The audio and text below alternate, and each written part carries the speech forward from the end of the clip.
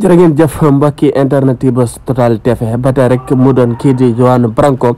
ginnaaw nag ba mu teewee fële sa conférence de presse ba nga xamante ne seen rek moom la ñi day avocat yi Ousmane Sonko doon amal moom nag ña ngi xam le ne ginnaaw ba mu sa pare la nag daal di arrêté waa di ñoom ñoo arrêté ki nga xamante ne seen moo di Juan Branco wala information nag daal leen ko gën a toppal nag ñu si bëree bëri nag di laajte nag kii di Juan Branco fan la jaar ba egsi fii si réewum Sénégal si jéeri ji la jaar si géej gi fan la jaar ba egsi si réewum Sénégal moom nag mu ngi see xam le ne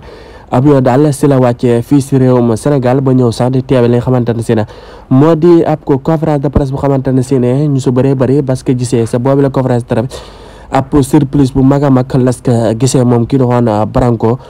loolu nag ba sa pare sa boobu la conférence de presse salan na arrêté ki nga xamante ne seen rek moo di Juan Branco ñu ngi ko jëlee si ko xamante ne si ne ku ko jege lool mu do kii di Aliou Sall xamante ne si ne ñu wax na rek ginnaaw ba nu pare sa boobee la conférence de presse sala ñu arrêté ki nga xamante ne si ne moo di Juan Branco jamono ji tamit mu jaaxal ñu bëree bëri tamit ndax bis ko gisee si sensé ak ba mu génnee ak mbégte mi nit ñi amee woon salas ka daati jàppee moom kii di Juan Branco walante abonné partage